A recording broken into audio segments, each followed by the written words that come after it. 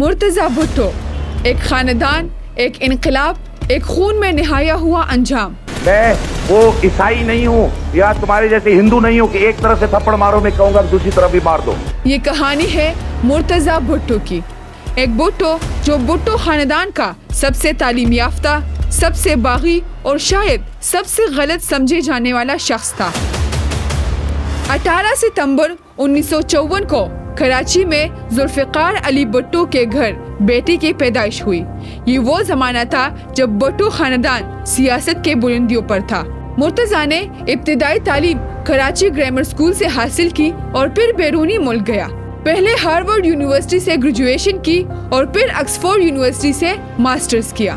اس دور میں وہ ایک ذہین، سنجیدہ اور بلند سوچ رکھنے والا نوجوان مانا جاتا تھا۔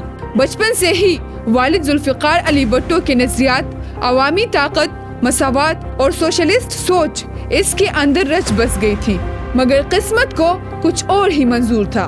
1977 میں جنرل ضیاء الحق نے مارشل لا نافذ کیا اور ذوالفقار علی بھٹو کو پھانسی دے دی، اور یہی وہ لمحہ تھا جب مرتضی کے اندر کا انقلابی جاگ گیا۔ کسی نے ہمارے تھپڑ مارا تو ہم ٹانگیں توڑ دیں گے ان کی۔ اس نے قسم کھائی کہ وہ اس ظلم کا بدلہ لے گا۔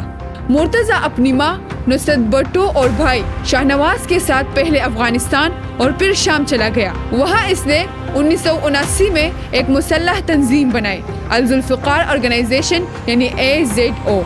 یہ تنظیم دراصل فوجی امریت کے خلاف تھی۔ الذوالفقار کے کارکنوں نے پاکستان میں اسٹیبلشمنٹ کے خلاف حملے، بم دھماکے اور سیاسی قیدیوں کی رہائی کے لیے کارروائیاں کی۔ مارچ 1981 میں PIA کا ایک طیارہ فلائٹ 326 ہائی جیک کیا گیا اور یہ واقعہ بین الاقوامی میڈیا کی توجہ کا مرکز بن گیا۔ ہائی جیکرز نے ضیاء الحق کے حکومت سے 55 سیاسی قیدیوں کی رہائی کا مطالبہ کیا، جن میں پیپلز پارٹی کے کئی کارکن شامل تھے۔ بعد میں اس واقعے کا الزام براہ راست مرتضی بھٹو پر لگایا گیا اور ان کا نام پاکستان میں ریڈ وارنٹ لسٹ میں شامل کر دیا گیا۔ یہ وہ وقت تھا جب مرتضی بھٹو شہزادی کے روپ سے باغی کے روپ میں بدل چکا تھا۔ 1993 میں مرتضی بھٹو پاکستان واپس آ گئے۔ ضیاء الحق مر چکا تھا اور اب ان کی بہن یعنی بینظیر بھٹو وزیر اعظم تھی۔ مرتضی بھٹو نے اپنی ایک سیاسی جماعت بنائی، پاکستان پیپل پارٹی شہید بھٹو، تاکہ وہ اصل بھٹو نظریہ کو زندہ رکھ سکے۔ انہوں نے سندھ اسمبلی کا الیکشن لڑا اور کامیاب ہوئے، لیکن یہی وہ لمحہ تھا جب خاندان کی سیاست خانہ جنگی میں بدل گئی۔ بینظیر بھٹو، آصف زرداری اور مرتضی کے درمیان سیاسی خلیج گہری ہوتی گئی۔ مرتضی اکثر کہا کرتے تھے کہ میں بھٹو ہوں مگر پارٹی اب زرداریوں کے ہاتھ میں ہے۔ ان کی تقاریر میں تلخیاں بڑھنے لگی، حکومتی ادارے اسے خطرہ سمجھنے لگے اور کراچی کی سیاست پہلے ہی خون میں لتڑی ہوئی تھی۔ 20 ستمبر 1996 جمعے کی رات ایک بھٹو مٹ گیا۔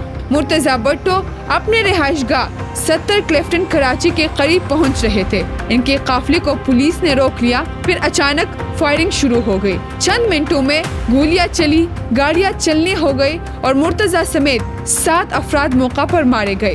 ان شاہدین کے مطابق مرتضی کے محافظوں نے ہاتھ اوپر اٹھا رکھے تھے، پھر بھی پولیس نے اندھا دھند فائرنگ کیا۔ اس واقعے کے بعد سندھ حکومت نے تحقیقات کا اعلان کیا، لیکن چونکہ اس وقت بینظیر کی حکومت مرکز میں تھی تو تحقیقات کبھی غیر جانبدار نہ رہ سکے۔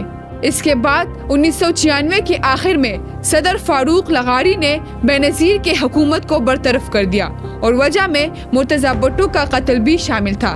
عدالتوں نے 18 پولیس اہلکاروں پر مقدمہ چلایا، مگر 2009 میں سب کو رہا کر دیا گیا۔ 2024 میں سندھ ہائی کورٹ نے دوبارہ کیس کھولنے کا حکم دیا، جس کا مطلب ہے کہ یہ باب ابھی بند نہیں ہوا۔ اس قتل نے بھٹو خاندان کو اندر سے توڑ دیا۔ ماں نصرت بھٹو نے چیخ کر کہا، پہلے شوہر اب بیٹا، بھٹو ہونا جرم ہے کیا؟ بینظیر بھٹو کے لیے یہ واقعہ سیاسی طور پر بھی تباہ کن ثابت ہوا۔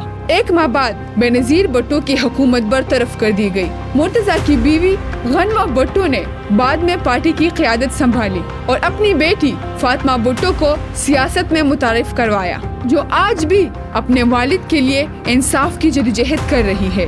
خلاصتاً یہ کہ ایک انقلابی جو اپنے گھر میں اجنبی بن گیا، آج بھی ان کا قتل ایک سوال بن کر زندہ ہے۔ کیا مرتضی بھٹو ریاست کا دشمن تھا یا نظام کا شہید؟